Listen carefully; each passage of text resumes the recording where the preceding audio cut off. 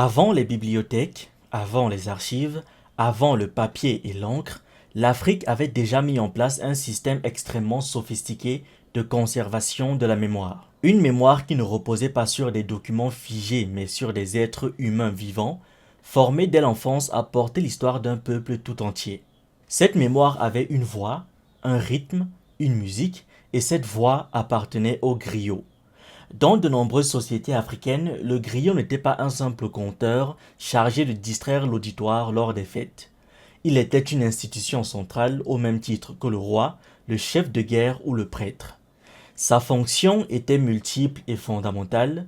Il était à la fois historien, archiviste, généalogiste, éducateur, diplomate, poète et gardien des valeurs morales de la communauté.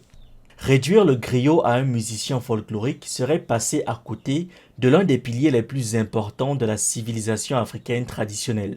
Dans l'Afrique précoloniale, l'histoire ne se lisait pas, elle s'écoutait.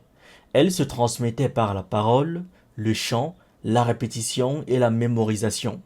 Cette oralité n'était pas un signe de retard ou d'absence de rigueur, bien au contraire. Elle obéissait à des règles strictes. Le griot était formé pendant des décennies. Dès l'enfance, il apprenait par cœur les généalogies des familles nobles, l'origine des clans, les grandes migrations, les batailles décisives, les alliances politiques, les trahisons, les serments et les pactes sacrés. Chaque nom, chaque date relative, chaque événement devait être transmis avec précision, car une erreur pouvait entraîner des conflits ou remettre en cause la légitimité d'un chef. La mémoire africaine, telle que conservée par les griots, n'était donc pas une mémoire vague ou approximative, mais une mémoire structurée, hiérarchisée et profondément ancrée dans la vie sociale. Chez les peuples mandingues, le griot est appelé Djeli. Chez les Wolofs, on parle de Géoel. Chez les Soninké, de Djakanké.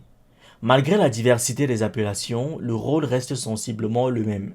Le griot est le dépositaire de la parole ancestrale.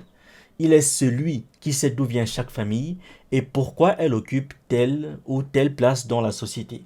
Dans un monde où l'écrit n'était pas central, cette connaissance était essentielle pour maintenir l'ordre social, éviter les conflits et rappeler à chacun ses droits et ses devoirs. Le griot était souvent rattaché à une famille royale ou noble, non pas comme un serviteur, mais comme un compagnon indispensable. Le roi pouvait gouverner, mais sans le griot, il perdait sa mémoire, donc sa légitimité. L'exemple de l'Empire du Mali est particulièrement révélateur. Sans les griots, l'histoire de Soundiata Keita serait largement inconnue. L'épopée de Soundiataï, transmise oralement pendant des siècles, n'est pas seulement le récit de la fondation d'un empire. C'est un véritable manuel de philosophie politique, de morale et de spiritualité. Elle raconte l'enfance difficile d'un futur roi handicapé, son exil, les épreuves qu'il traverse, les alliances qu'il forge et la manière dont il parvient à unifier des peuples différents autour d'un projet commun. À travers ce récit, les griots transmettent des valeurs fondamentales, la patience, la persévérance, le respect des anciens, l'importance de la parole donnée et surtout la responsabilité du pouvoir. Chaque récit est à la fois une leçon d'histoire et une leçon de vie. Le griot joue également un rôle politique majeur. Lors des grandes cérémonies, des couronnements ou des assemblées, il prend la parole pour rappeler les hauts faits des ancêtres du roi. Ce rappel n'est pas anodin. Il sert à légitimer le pouvoir, mais aussi à le limiter. En évoquant les erreurs des rois passés, les règnes injustes ou les promesses trahies, le griot envoie un message clair au souverain.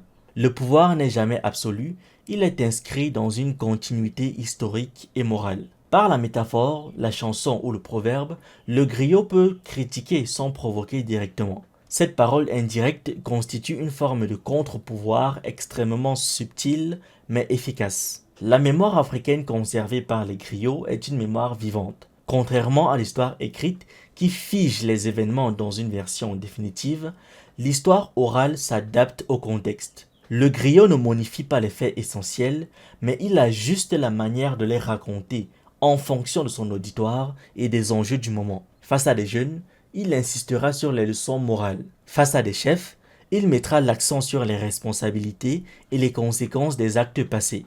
Cette capacité d'adaptation ne diminue pas la valeur historique du récit, elle lui donne au contraire une profondeur pédagogique. L'histoire n'est pas seulement un savoir à accumuler, C'est un outil pour comprendre le présent et orienter l'avenir. Les proverbes occupent une place centrale dans la parole du griot. En quelques mots, ils condensent des siècles d'expérience collective. Un proverbe n'est jamais prononcé au hasard. Il intervient à un moment précis pour éclairer une situation, résoudre un conflit ou rappeler une vérité difficile à entendre. Dans de nombreuses sociétés africaines, la maîtrise des proverbes est considérée comme une forme de sagesse suprême.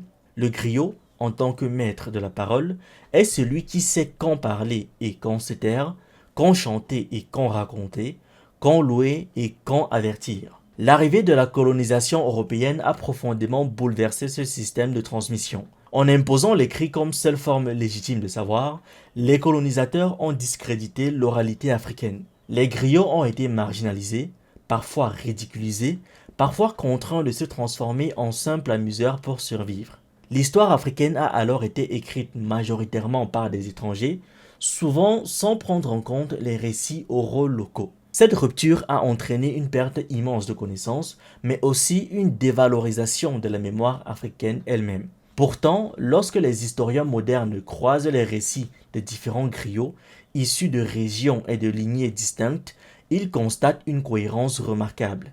Ces récits permettent de reconstituer des chronologies, des migrations, des systèmes politiques et des structures sociales complexes. Ces récits permettent de reconstituer des chronologies, des migrations, des systèmes politiques et des structures sociales complexes. Aujourd'hui, le rôle du griot ne disparaît pas, il se transforme. Certains griots continuent de transmettre leur savoir dans un cadre traditionnel, tandis que d'autres utilisent la musique moderne, le rap, le slam, le théâtre ou les réseaux sociaux pour poursuivre la même mission. Le médium change mais la fonction reste la même, conserver, transmettre et interpréter la mémoire collective. Dans un monde où l'Afrique est encore trop souvent racontée par les autres, le griot rappelle l'importance de se réapproprier sa propre histoire et de la transmettre selon ses propres codes. Le griot n'est pas tourné vers le passé par nostalgie, il est tourné vers l'avenir. En rappelant ce qui a été, il donne aux générations présentes les outils pour comprendre qui elles sont et où elles vont. Sa parole relie les morts aux vivants et les vivants à ceux qui ne sont pas encore nés. Tant que cette parole circule, la mémoire africaine reste vivante. Et tant qu'il y aura des griots, sous une forme ou une autre, l'Afrique ne perdra jamais totalement son histoire, car un peuple qui se souvient est un peuple qui résiste, un peuple qui se raconte est un peuple qui existe. Merci d'avoir regardé cette vidéo, n'oubliez pas de liker, de partager et de donner votre avis en commentaire. Vous pouvez aussi nous suivre sur nos différentes plateformes Facebook, YouTube, TikTok et surtout sur le réseau social africain Diba World, disponible sur Android et iOS. Pour ceux qui le souhaitent, vous pouvez aussi rejoindre notre communauté WhatsApp. Tous les liens utiles sont dans la description.